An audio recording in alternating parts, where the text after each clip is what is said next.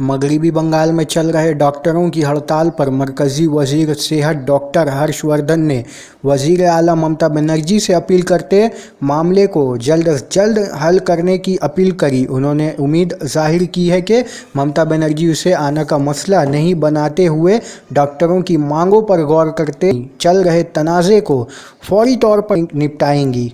ताकि सरकारी अस्पतालों में एक बार फिर से खुशगवार माहौल में काम शुरू हो जाए और आम लोगों को सहूलत बहाल हो जाए।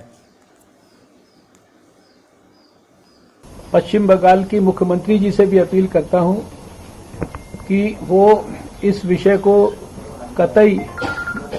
कोई प्रतिष्ठा का विषय ना बनाए।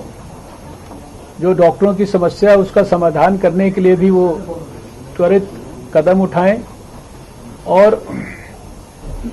उसके कारण जो सारे देश में जो मरीजों को सफ़र करना पड़ रहा है,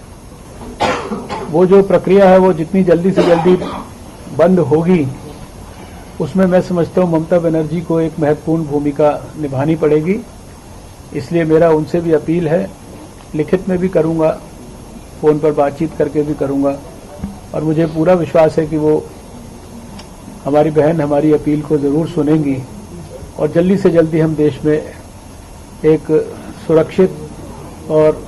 अच्छा सात्विक वातावरण अपने अस्पतालों में दोबारा से लौटाने में सफल हों।